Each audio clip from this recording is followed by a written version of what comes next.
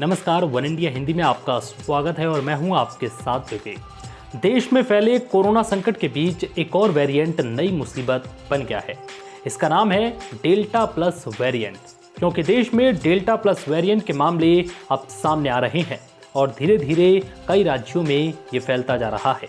हालांकि एक्सपर्ट्स का मानना है कि इस वेरिएंट पर वैक्सीन पूरी तरह से असरदार है, लेकिन फिर भी ये वेरिएंट चिंता का विषय बना हुआ है, जिस पर अब आईसीएमआर के पूर्व साइंटिस्ट रमन गंगाखेडकर ने इसको लेकर कुछ जानकारी दी।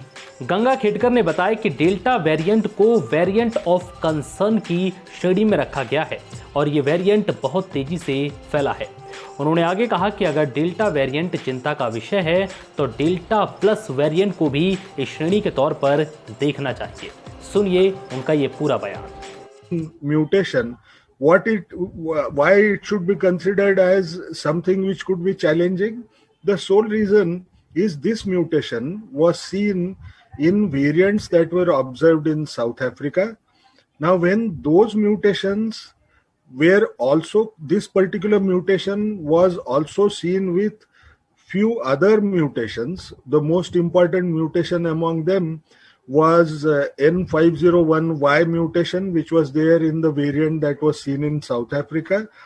Two together were able to evade the vaccine response and produce escape mutants, right? But it is also known that if it is 417 and if N is alone, no, it may not be so efficient in terms of evading the immune response that is generated by vaccine administration. Now, what would be additional facet with it? Does it increase the rate at which it can transmit to others or go into the cell as much? We don't have evidence. Does it add so much over what was the most efficient variant earlier, which could rapidly transmit from one to another? The second thing, we still do not know whether it will lead to development of escape mutants per se. And why am I saying all this? Because there is no data as of now which tells you that Delta Plus is actually spreading rapidly compared to Delta variant.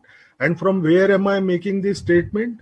On 15th of June's data, which has been shared from England by Public Health England, what does it show?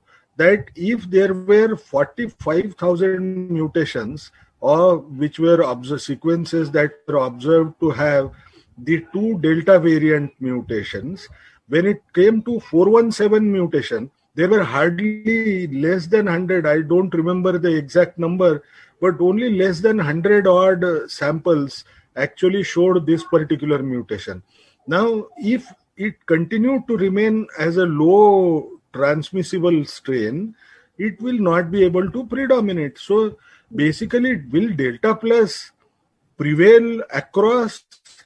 We still don't have evidence, but Delta for sure has spread a lot, and Delta is a variant of concern for sure.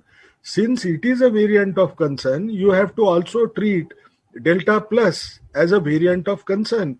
But the new mutation, how much of efficiency can we attribute to this particular mutation? We do not know. ICMR के पूर्व वैज्ञानिक रमन गंगाखेडकर ने कहा है कि यह निर्भर करता है कि मैं शरीर के किस अंग की बात कर रहा हूं। उन्होंने बताया कि डेल्टा प्लस वेरिएंट कोशिकाओं से कोशिकाओं तक पहुंच गया तो शरीर के अंगों को विशेष तौर पर नुकसान पहुंचाएगा।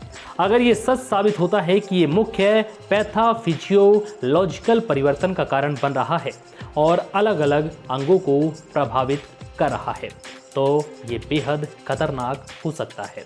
फिलहाल इस वीडियो में इतना ही। नमस्कार।